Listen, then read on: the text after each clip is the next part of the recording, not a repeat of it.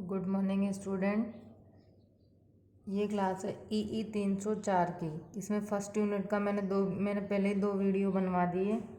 तो मैंने पहले बताया था ट्रांसफॉर्मर डिज़ाइन फर्स्ट यूनिट, इसमें इसका वर्किंग प्रिंसिपल जो पहले वाली वीडियो में बता दिया है। ट्रांसफॉर्मर, प्राइमरी वाइंडिंग और सेकेंडरी वाइंडिंग, ये इसका वर्किंग प्रिंसिपल बता दिया था। करंट, वोल्टेज और नंबर ऑफ टर्न्स रेशियो का जो रिलेशन है वो ये बता दिया था यहाँ पे।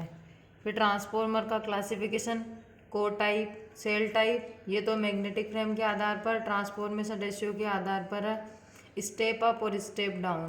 थर्ड आता है ट्रांसफॉर्मर की कैपेसिटी और सर्विस के टाइप पर, यानी कि ट्रांसफॉर्मर की कैपेसिटी और सर्विस के टाइप का जो ट्रांसफॉर्मर होते हैं उनके आधार पर। तो ये बता दिया था मैंने। ये तो होता है कोर टाइप। हमेशा एलवी वाइंडिंग को अपने कोर के पास में रखा जाता है। क्यों? क्योंकि इससे इंसुलेशन की रिक्वायरमेंट या इंसुलेशन मटेरियल की रिक्वायरमेंट थोड़ी कम हो सके, ये बता दिया था। ऊपर सेल टाइप, फिर नीचे वापस से 3 फेज कोर टाइप हो गया और नीचे 3 फेज सेल टाइप। यहाँ तक मैंने बता दिया था। ट्रांसफॉर्मेशन रेशियो का हम बात कर रहे थे। ट्रांसफॉर्मेशन रेशियो की अगर हम बात करें तो ट्रांसफॉर्मेशन रेशियो के आधार पर अगर वर्गीकरण करें तो 2 प्रकार के ट्रांसफॉर्मर होते हैं, स्टेप अप ट्रांसफॉर्मर और स्टेप डाउन ट्रांसफॉर्मर। अगर मैं यहाँ बात करूँ,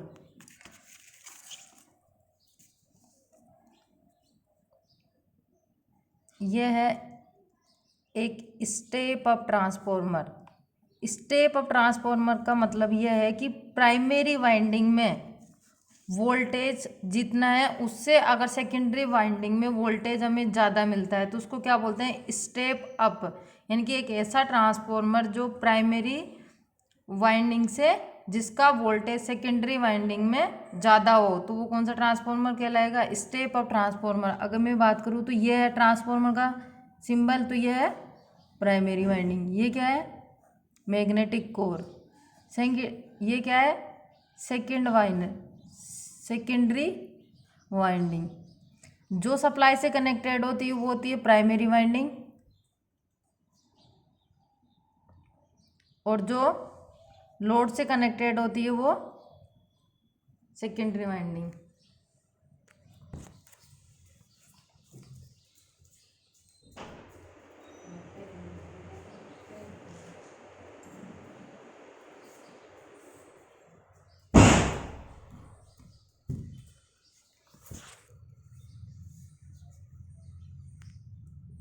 ये प्राइमरी वाइंडिंग और ये है सेकेंडरी वाइंडिंग। क्यों? ये लोड से कनेक्टेड है। अगर मैं बात करूँ यहाँ पे 33 kV वोल्टेज है प्राइमरी साइड में, और यहाँ पे वोल्टेज है, सॉरी यहाँ पे 11 kV वोल्टेज है, और यहाँ पे अगर मेरा 132 kV या 220 kV वोल्टेज हमें मेरे को मिल रहा है, तो ये कौन सा ट्रांसफॉर्मर है? Step up transformer. यानी कि प्राइमरी वाइंडिंग की साइड तो 11 kV वोल्टेज था, लेकिन सेकेंडरी वाइंडिंग यानी कि आउटपुट में हमें कितना वोल्टेज मिल रहा है?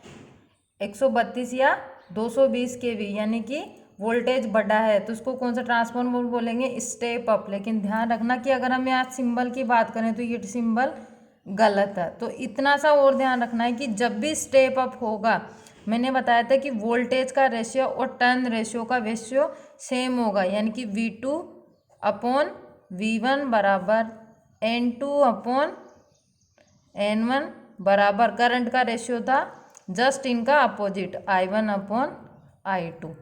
आया समझ में? तो अगर वोल्टेज बड़ा है तो नंबर ऑफ टर्न्स भी इसके बड़े होंगे। तो इसका जो डायग्राम होगा वो कैसे होगा?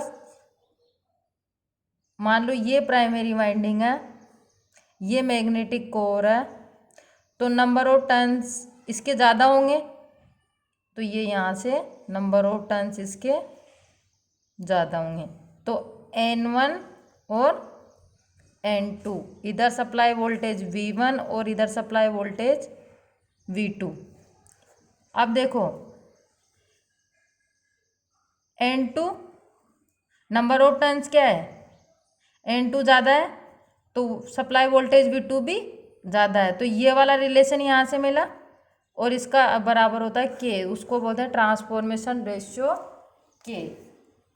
ठीक है, तो ये है स्टेप अप ट्रांसफॉर्मर। अगर इसी प्रकार मैं बात करूँ स्टेप डाउन की, अब समझ में आ गया होगा स्टेप डाउन का मतलब क्या है कि अगर प्राइमरी साइड में वोल्टेज जितना है उससे अगर आउटपुट में हमें कम वोल्टेज मिल रहा है तो उसको बोलते हैं स्टेप डाउन, यानी कि वोल्टेज को जो रिड्यूस करता है उसको बोलते हैं स्टेप डाउन। अब स्टेप डाउन यानी कि प्राइमरी साइड में वोल्टेज तो ज़्यादा होगा तो नंबर ऑफ टर्न्स भी ज़्यादा होंगे, और सेकेंडरी साइड में वोल्टेज, तो ये नंबर ऑफ टर्न्स मैंने यहाँ पे रिड्यूस कर दिए। तो ये तो हो गया N2, ये हो गया V2, ये हो गया V1, ये हो गया N1। अब सप्लाई वोल्ट V2 ज़्यादा है कम है? कम है, यानी कि अगर मैं यहाँ बात करूँ 220 kV या 132 kV या 66 kV या 33 kV, इनको अगर मैं बात करूँ यहाँ पे 11 kV में, यानी कि प्राइमरी साइड में वोल्टेज अधिक देना और जबकि आउटपुट में कम वोल्टेज मिलना, वो होता है स्टेप डाउन ट्रांसफॉर्मर। ये है स्टेप डाउन ट्रांसफॉर्मर। ठीक है,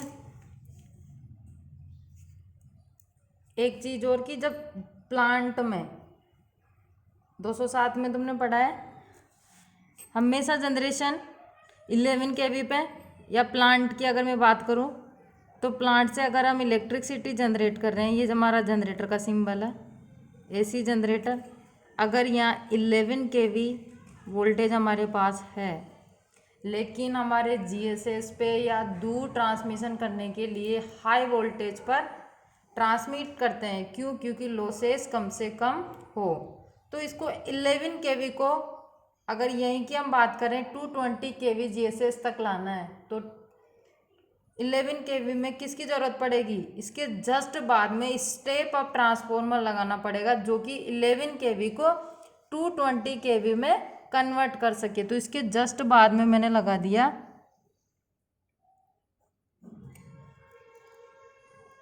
ये हो गया स्टेप अप ट्रांसफॉर्मर जो 11 kV को 220 kV में चेंज कर दिया। उसके बाद में सप्लाई आएगी 220 kV जीएसएस, लेकिन हमें घर पे कितनी चाहिए? 230 वोल्ट सिंगल फेज के लिए या 440 वोल्ट जो कि 3 फेज के लिए। अब 220 kV को मतलब 230 वोल्ट में कन्वर्ट करना है तो वापस से स्टेप डाउन ट्रांसफॉर्मर की ज़रूरत पड़ेगी। तो इसके बाद में जितने भी ट्रांसफॉर्मर लगेंगे वो कौन से लगेंगे? Step down transformer. ये स्टेप डाउन ट्रांसफॉर्मर ये 220 kV को बदल देगा 66 kV में, ये 66 kV को बदल देगा 33 kV में, 33 kV बदल देगा 11 kV में, और 11 kV जो डिस्ट्रीब्यूशन ट्रांसफॉर्मर होता है वो यहाँ से जो टैपिंग होती है डिस्ट्रीब्यूटर, फिर ये सर्विसमैन, और ये सर्विसमैन से ये तो होगी सिंगल फेज सप्लाई और ये होगी 3 फेज सप्लाई 230 वोल्ट 440 वोल्ट। तो ये सप्लाई मिल गई, यानी कि ओनली जनरेशन के साथ में या जनरेशन प्लांट के साथ में या वहीं पे वो जो ट्रांसफॉर्मर यूज़ करते हैं वो कौन सा होता है? Step up transformer. बाकी हम हर जगह स्टेप डाउन ट्रांसफॉर्मर का यूज़ करते हैं। तो ये था ट्रांसफॉर्मेशन रेशियो के आधार पर ट्रांसफॉर्मर का वर्गीकरण।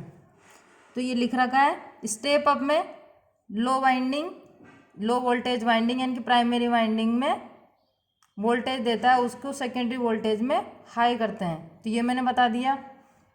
अगर ट्रांसफॉर्मर की कैपेसिटी और सर्विस के टाइप पर हम बात करें तो डिस्ट्रीब्यूशन ट्रांसफॉर्मर और पावर ट्रांसफॉर्मर की बात आती है।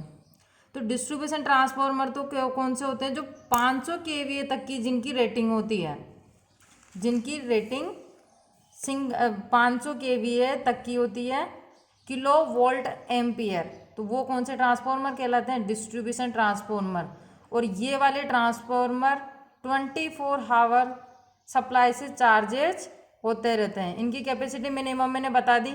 लोड के साथ साथ ये बदलते रहते हैं।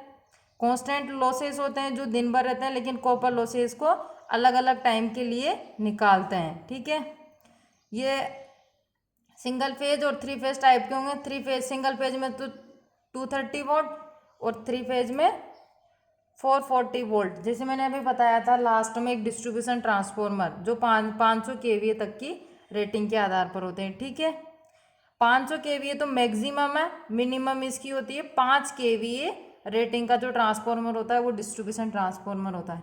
अगर इसी प्रकार में पावर ट्रांसफॉर्मर की बात करूं, यानी कि 500 केवीए कैपेसिटी से जितने भी अधिक ट्रांसफॉर्मर है वो कौन से ट्रांसफॉर्मर कहलाएंगे? Power transformer. जितने भी 220 केवी जीएसएस, 132 केवी जीएसएस, वहाँ पे हमेशा ट्रांसफॉर्मर जो रखे हैं वो कौन से ट्रांसफॉर्मर होते हैं?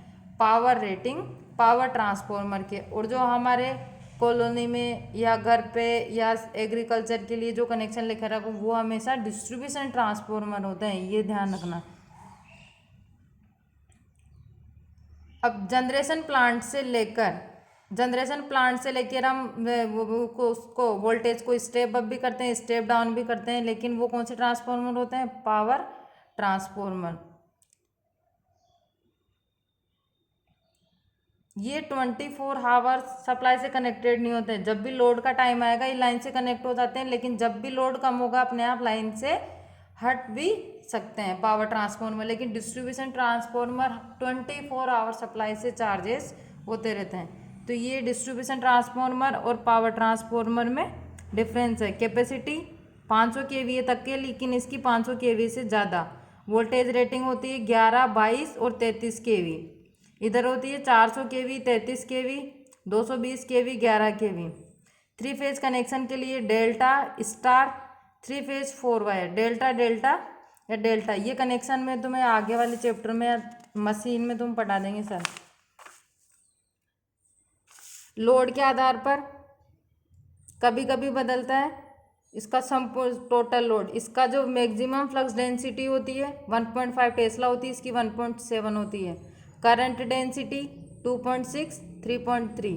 कूलिंग के लिए सेल्फ ऑयल कूलिंग होती है, इसकी फोर्स ऑयल कूलिंग होती है। वोल्टेज रेगुलेशन और आयरन और कॉपर लॉसेज 1:3 और 1:, यानी कि इसमें आयरन और कॉपर लॉसेज का अनुपात लगभग सेम ही होता है। तो ये तो था इनका बेसिक सा डिफरेंस। नेक्स्ट ये आउटपुट इक्वेशन। इसका वीडियो मैंने पहले ही बना दिया, 3-4 महीने पहले का वीडियो देखना। Output equation of transformer EE 304 search करना, उसमें मैंने ये आउटपुट इक्वेशन सिंगल फेज और 3 फेज दोनों के लिए बता दी। ठीक है, वहाँ से तुम्हें समझ में आ जाएगा आराम से ये आउटपुट इक्वेशन यहाँ तक। इसकी मैं PDF फाइल बना के भेजती हूँ। ठीक है, थैंक यू।